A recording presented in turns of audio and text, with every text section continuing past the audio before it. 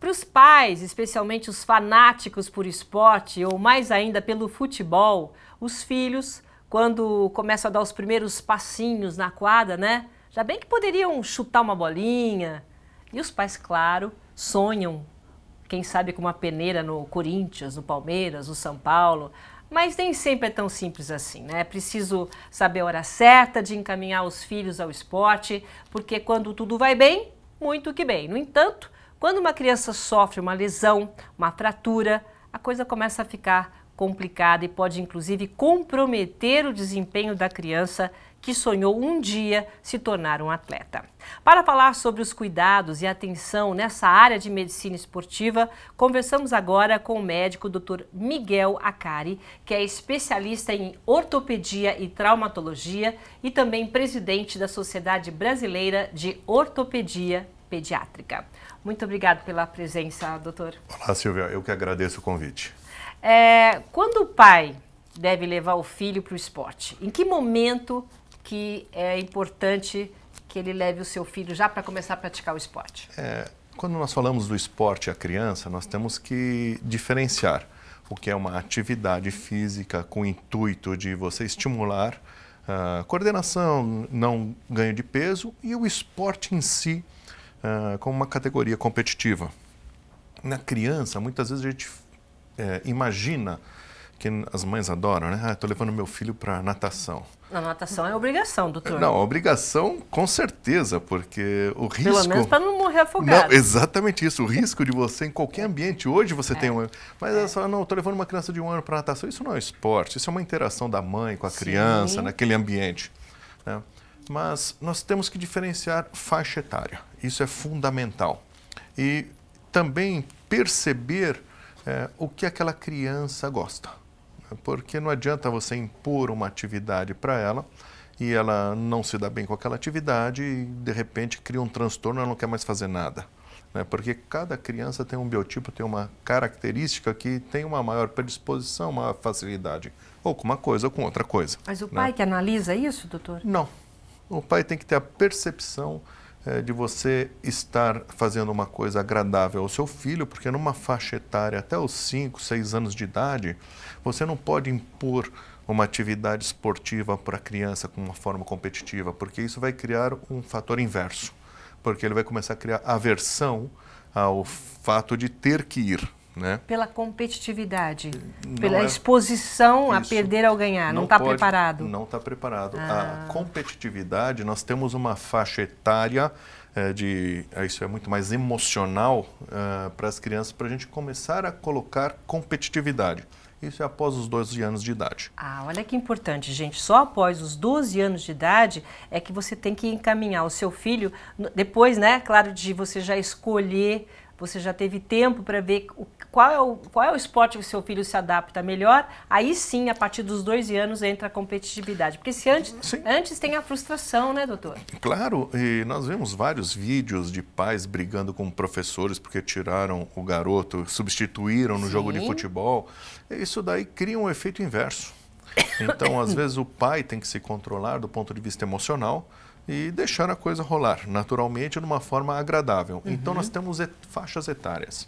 Se você pega uma criança dos 2, 3 anos até os 6 anos de idade, a ideia do esporte não é uma ideia como nós imaginamos. É muito mais uma atividade lúdica, uma atividade em que você consiga exacerbar dons. Por exemplo, o meu filho, ele é meio desajeitado. Toda mãe fala que o filho é desajeitado, né? Então você coloca alguns esportes para ele ganhar coordenação, ganhar equilíbrio, ganhar uma noção espacial do corpo, porque realmente crianças, muitas são desajeitadas.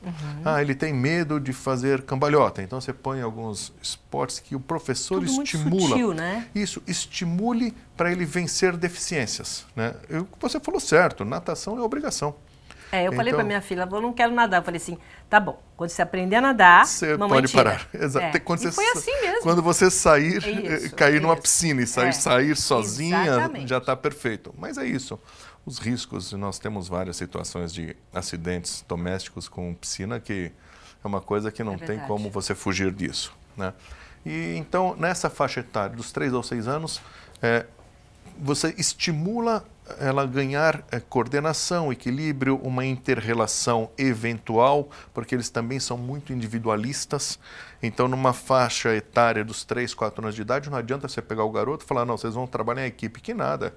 Cada um pega a bola e vai correndo sozinho com a bola. Eles não têm ainda essa noção de equipe. Que interessante isso. Então, não dá para você trabalhar em equipe com regras numa criança de baixa idade. Isso é depois dos 6 anos de idade. Aí você começa a colocar regras. E não, agora vocês vão trabalhar num time. E aí eles gostam, né? Porque 6, 7, 8 anos de idade, eles gostam de fazer parte do time. A partir dos 6 anos? Sim. Sabe até que essa semana eu estava lendo em relação aos outros países, né?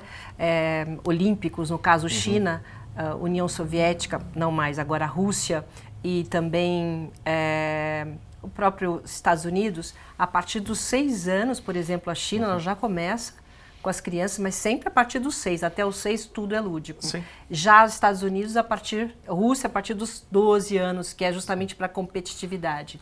Então é isso que é importante, né? Já dentro dessa pergunta, para o pai saber quando que ele tem que focar no esporte. 6 anos lúdico e você estimula alguns dons. 12 anos, a criança já tem que ter a noção da competitividade. Então, se você reparar em toda a competição de escola em crianças pequenas, todo mundo sai com uma medalha. Ah, legal, sabe? É verdade, aquela medalha participativa. Isso, mas quando você começa a focar o esporte, 12, 13 anos de idade, não dá mais. Ele tem que saber para que ele está lá. Se ele vai fazer no esporte competitivo. Tem que ter um objetivo, né? Exatamente. Então, não adianta fazer por fazer. Se ele quer fazer parte de um time, então ele tem que se mostrar que ele é bom. Então, ele já vai ter que começar a ter a noção de competitividade. E, para isso, a parte emocional já está sendo trabalhada. Certo. E que é o mais difícil nos adolescentes, né? Nos adolescentes, você lidar com as frustrações e com as emoções exacerbadas, isso é muito difícil.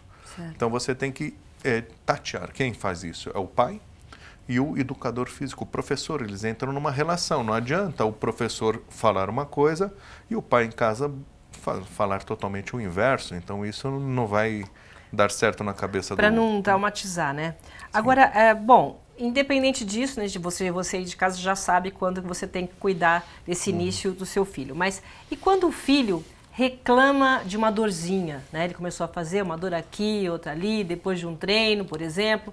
Quando é que se deve procurar um especialista para considerar essa dor uma coisa mais séria?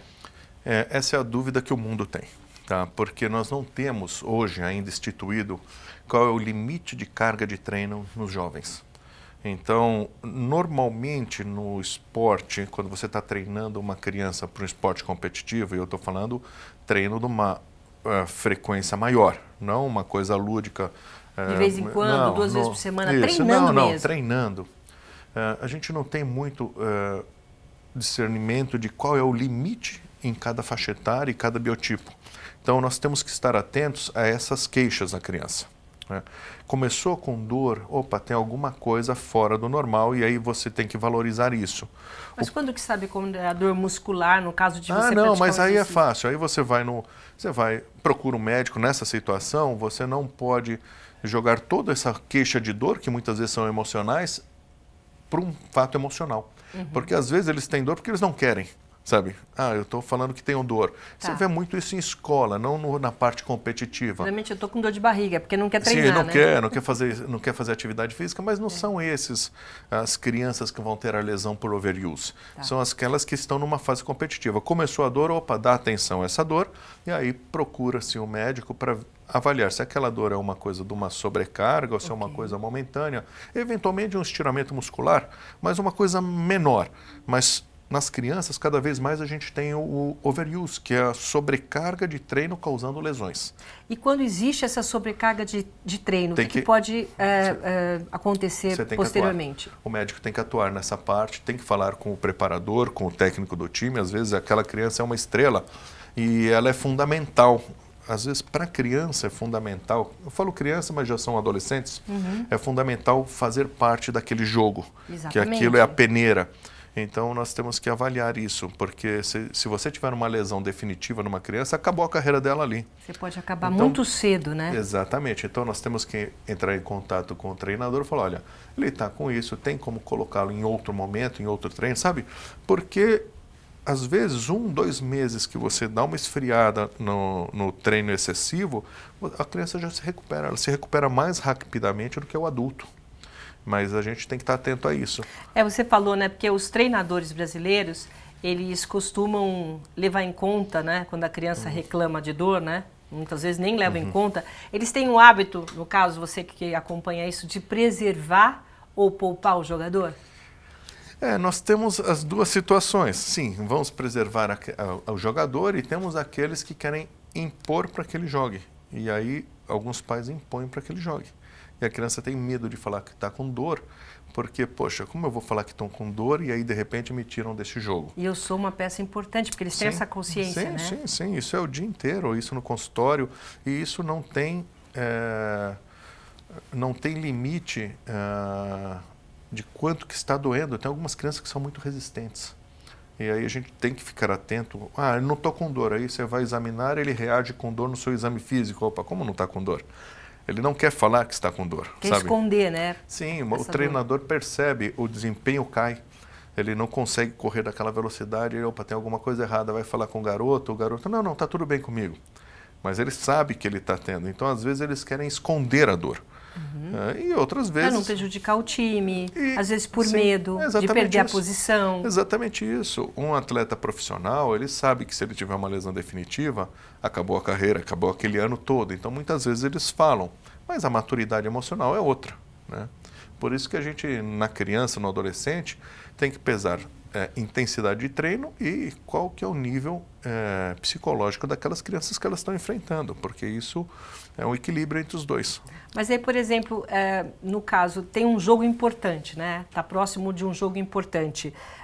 A criança passa por isso, ela tenta esconder, enfim. Uma lesão pode ter uma consequência grave por causa daquele jogo, né? Ter consequência na carreira e em tudo. Sim, exatamente isso.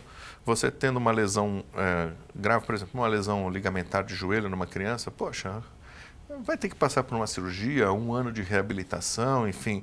E quem sabe ela consegue chegar onde ela estava. Então, é muita coisa numa uma lesão grave. Tem lesões que são piores ainda. O que eu vejo, algumas lesões, quando você faz um overuse numa criança, elas têm placas de crescimento.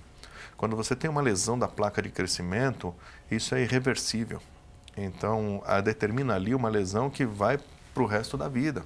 Quer dizer, as placas de crescimento que estão no uso, né? Quando você fala overuse, usou muito intenso. E a placa de crescimento é uma área de fragilidade óssea. Ela só começa a ter a sua resistência óssea quando está terminando o crescimento. Então, que é por que idade, mais ou menos? Depende um pouco do sexo, da maturidade hormonal, mas em geral, no brasileiro, na mulher, ela tem uma maturidade esquelética em torno dos 13, 14 anos de idade, na média. 13, 14 já está formadinho, o osso tudo bonitinho. Isso. E no homem um pouco mais tarde, em torno dos 15, 16 anos, você tem uma maturidade esquelética. Existem variações, claro. Tem crianças que têm a maturidade mais precoce, mas se for muito fora disso, tem que ser investigado alguma alteração hormonal. Ok. Eu vou fazer um rápido intervalo comercial. Daqui a pouco eu continuo conversando aqui com o doutor, tá bom? Um instante só. Até já.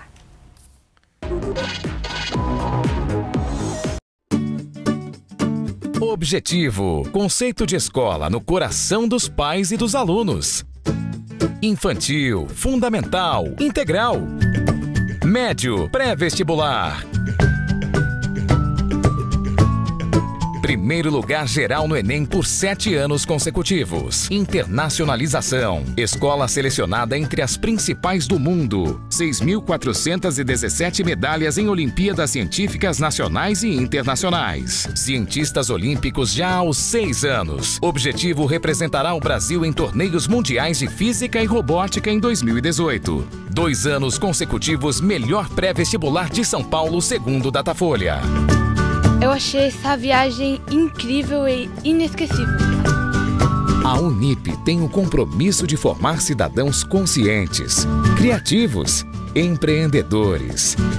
A qualidade e o reconhecimento dos cursos presenciais e na educação à distância. Para você estudar no campus que preferir ou de onde estiver e na hora em que puder. Há 6 anos, a particular preferida do mercado profissional.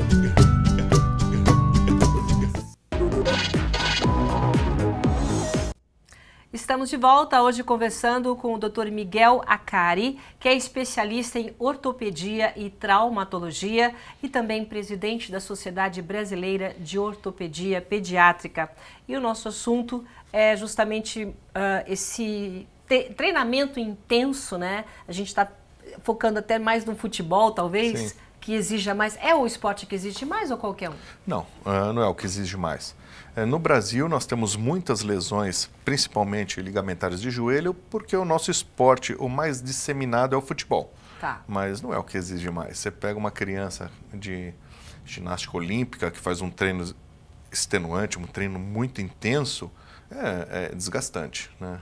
Tem esportes que são muito mais desgastantes. Já que o senhor falou de ginástica olímpica, ela é saudável ou não? Porque uma criança de 6 anos, porque quando eu vejo às vezes, né, nas Olimpíadas ou em algum lugar, elas são pequenas, não desenvolvem muito. Então a mãe, quando ela tem que escolher, porque é a mãe que escolhe, né? Primeiro é a mãe, até saber a aptidão. Ela tem que escolher, ela vai, bom, balézinho tudo bem, ok. Natação a gente já falou aqui. Ginástica olímpica, é bom ou não?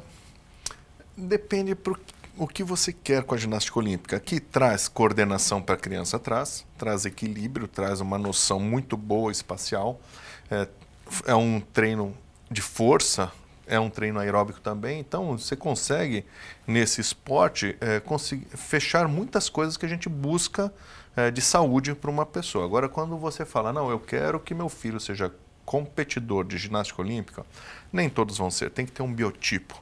Tem que ter uma explosão muscular, tem que ter força. Você pega uma criança em que a musculatura dele, aquela musculatura não tem um tônus muito exagerado, ele não vai chegar lá, sabe? Para a competição. O professor de ginástica olímpica, ele bateu o olho numa criança, ele falou, opa, essa é o meu colírio, sabe? Pelo biotipo da criança. Então é importante, né, nesses primeiros anos de vida da aula de educação física, o professor já meio que orientar, olha, você tem jeito para basquete, se ele você quiser tem um biotipo, se ele quiser ir para esse lado, sim, competitivo. Agora, do lado lúdico, não. Qualquer criança pode fazer. Agora, quando nós vamos falar de ginástica olímpica, imagina uma criança que a altura final, por um biotipo dele, a estatura final vai ser 1,80 m, uma menina. É impossível ela competir. Claro. Em algumas atividades, porque você precisa ter baixa estatura para você ter mais equilíbrio e ter mais destreza. Certo. O inverso no basquete. Aí essa de 1,80 m a gente já fala, bom, sim, pode ser que você jogue bem então, basquete. No fundo, o que acontece? O que determina o lado em que esse atleta vai, em parte também é o biotipo dele, o biotipo genético.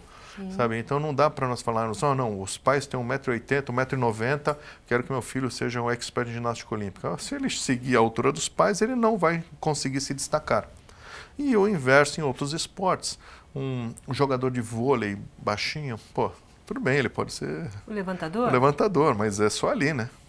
Ele já vai ter uma carreira limitada, de sucesso mais limitado. limitado. Tem que ser muito bom, né? Ele vai ter que competir com um monte de outros. Então, o biotipo da pessoa, ela faz com que ele se destaque mais em determinados esportes. Ok. Então, você não pode pegar uma criança que tem uma hipotonia. Hipotonia é característica muscular, tem pessoas que são mais fortes. E falar, não, você vai fazer judô. Pô, judô, a pessoa tem que ter uma musculatura explosiva, então não dá para ser aquele hiperelástico, aquele mais frouxo, né? Então não é qualquer criança que pode praticar o judô? De uma forma competitiva, poder praticar ela pode. Tá. De uma forma competitiva, para se destacar lá na frente, a gente sabe que não vai ser essa a ideia. Doutor, então é o seguinte, uma coisa importante que a gente está colocando aqui. Esporte faz bem. Sim. Qualquer esporte deve ser... Claro, deve ser estimulado. A partir do momento que o professor de educação física já detectou que aquela criança ela tem essa aptidão, o pai também concorda, vamos lá. Quando passa, a partir dos 12, 13 anos, a competir, tem que fazer um exame prévio, como funciona? Precisa. Que aí ele quer competir. Sim. É diferente de fazer só um esporte para a saúde. Precisa, sim. Hoje nós temos já vários protocolos já feitos para isso. Para você fazer esporte lúdico, exame físico normal de escola. Mas quando você parte para a competição, você precisa descartar alguns problemas e ver se ele tem uma característica cardiorrespiratória suficiente, porque você está começando a entrar em alta performance, né? Então você precisa, no mínimo, ter um exame cardiológico, um exame pulmonar e descartar coisas, arritmias que muitas vezes as pessoas nem sabem que tem. Nossa, sabe? isso é grave, é silencioso, né? Sim, doutor? é silencioso. Então, cada serviço, nos Estados Unidos, em alguns lugares, cada serviço tem um protocolo de análise mínima quando você começa a ser competitivo. Isso não é uma exigência global para todos os esportes, mas existe uma análise mínima, fundamentalmente, dessa parte cardiorrespiratória, e outra, um acompanhamento físico para ver se não tem desequilíbrios musculares. Isso é o que mais protege de lesões. Às vezes você pega a criança, ela tem um tal desequilíbrio muscular que ela vai predispor a ter lesões. Então você fala, opa, ela está faltando alongamento, está faltando músculo glúteo. O senhor vai preparando Exatamente, junto, né? O trabalho do médico isso é análise física. Certo. Isso é análise física. O preparador, o médico, o fisioterapeuta, todos trabalham juntos. Aí, opa, ele tem muito encurtamento, ele vai ter maior predisposição a ter lesões, vai ter uma dificuldade maior. Então você consegue, no competitivo, preparar esse adolescente para chegar lá na frente com uma performance melhor e sem lesões. Isso é perfeito, isso tem que ser feito. Então isso é um trabalho conjunto, Sim, né? sim. Tem que ser feito antes dele começar até essa explosão. Eu lembro que eu fiquei muito impressionada com a rapidez com que o Ronaldo Fenômeno foi transformado. Sim. Ele era mirradinho, de repente ele virou aquele touro. O próprio Kaká. Sim, né? todos eles. Isso é normal ainda, essa transformação? Eles foram para competir numa região onde eles exigem muito mais do ponto de vista físico, né? Então, eles já sabiam disso e eles começam a fazer um preparo físico, um fortalecimento muscular para aguentar aquele ritmo de treino, aquele ritmo de jogo, né? Então, isso é o que se faz hoje nos jogadores. Esses jogadores custam muito caro. É normal, sim, né? Normal. Tá. Eles custam muito caro. O ritmo é muito intenso, então vamos lá, vamos fortalecer para proteger. O que protege, nós estamos falando aí no caso, eles são jogadores de futebol, o que protege as lesões do jogador de futebol, fundamentalmente o joelho, é você ter uma boa musculatura de coxa, de perna. Então, aí tem que aumentar, né, doutor? Isso, você tem que ter um preparo muscular e uma hipertrofia para poder aguentar aquele ritmo, né? Aqueles jogadores de 30 anos atrás que nós víamos jogando não eram nem atletas, né? É verdade. Mas não eram considerados atletas. E o esporte naquela época também não rodava tanto dinheiro como hoje. Um atleta... E hoje tem a tecnologia também, né? Sim, doutor? tecnologia, se dá mais atenção a isso. Não só a atenção à habilidade individual, mas se dá atenção ao preparo físico desses atletas. Eles são atletas que custam muito caro. E essa preparação toda que a gente está falando, que já é feito desde o adolescente, né? Já começa com 12, 13 anos, ele quer ser jogador de futebol, ele tem essa possibilidade até de jogar fora. Perfeito. É um Neymar, enfim. Até que eu acho que o Neymar não fizeram nada para ele crescer. O Neymar... Apesar do Caicai. Ele é muito ágil, né? É? Ele é muito ágil, mas ele sabe sair dos golpes que... Então, não precisou fazer esse trabalho de crescer no Neymar, né? O crescimento de músculo. Não hipertrofiaram tanto, né? Mas seguraram ele um bom tempo antes de ir para fora, né? Aqui no Mas Brasil. ele também mudou, né? Lógico, Sim, todos sim. eles mudam em relação a isso. Qual que é a preocupação que o pai deve ter com o filho? Por exemplo, tem um problema no ligamento, acontece, né? Sim. Ou então tem, durante o jogo, já desde jovem, esse rapaz que está se preparando para competir, ele tem um probleminha no joelho. Para mim, pelo que eu tenho acompanhado, quando tem problema no joelho é para sempre, doutor. Não, de jeito nenhum. Não? Não, o adolescente ele tem muitos problemas no joelho de sobrecarga que são autolimitados. Você consegue, você sabe que aquilo vai durar um tempo e vai sumir. Então você consegue proteger essa lesão. Existem lesões que são irreversíveis, né? Por exemplo, uma lesão de ligamento cruzado do joelho, ela não cicatriza. Então você precisaria fazer uma cirurgia para reconstruir esse ligamento. Agora, tem lesões que elas cicatrizam, lesões tendinosas, principalmente sobrecarga na inserção do tendão no osso. Nessas crianças ainda não tem uma maturidade muito forte. Existem várias doenças, nomes complicados, né? Mas a gente tem que estar atento a isso. Mas quando fala forçar muito, a mãe que está lá assistindo o filho, torcendo, né, para ele jogar o futsal dele, enfim, o próprio pai, né?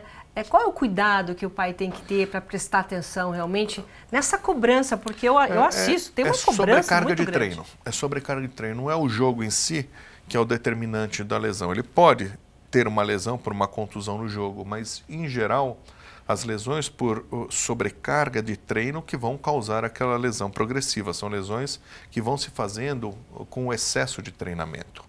E o que é esse excesso? Porque a criança, quando treina, ela treina o dia inteiro. Então, por isso que eu falei para você que no começo ninguém sabe qual é o excesso de treino numa criança.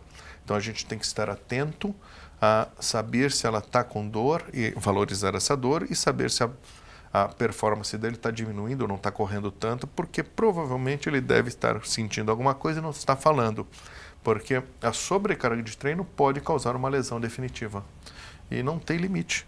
Se você deixar, as crianças têm fôlego, elas ficam jogando bola 8 horas por dia. Certo. Então, se deixar, elas têm, porque o condicionamento aeróbico delas é bom.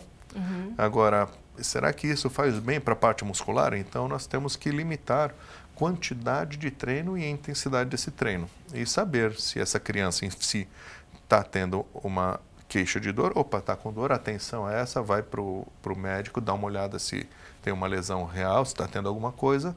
E tem que muitas vezes fazer exames para ver se você não está tendo uma sobrecarga, uma lesão tendinosa, uma lesão óssea.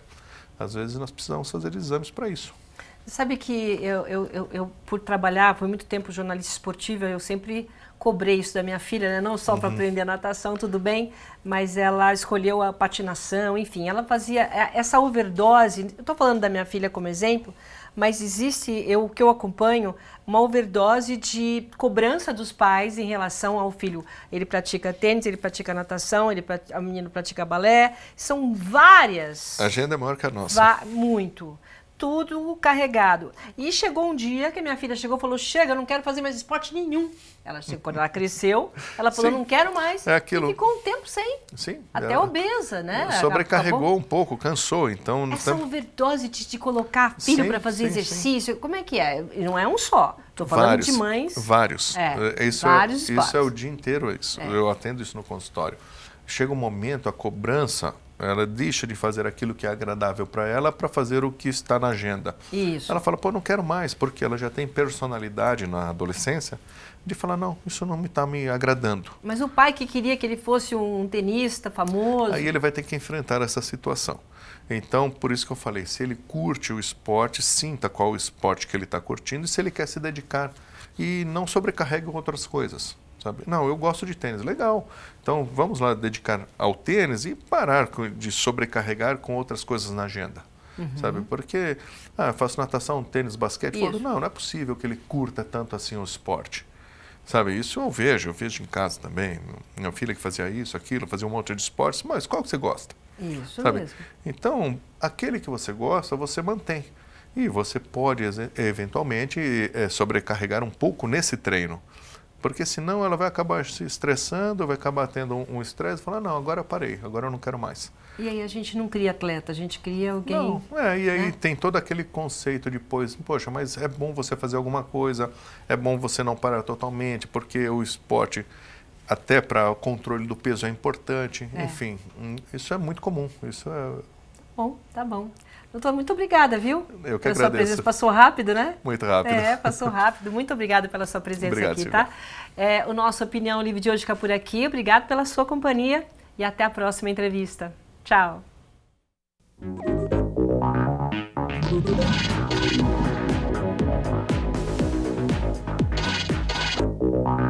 Universidade Paulista Unip é a preferida do mercado de trabalho. 5 anos consecutivos, ranking universitário confirma. Unip é a universidade particular preferida dos que contratam em todo o Brasil. Unip, qualidade e empregabilidade realmente comprovadas.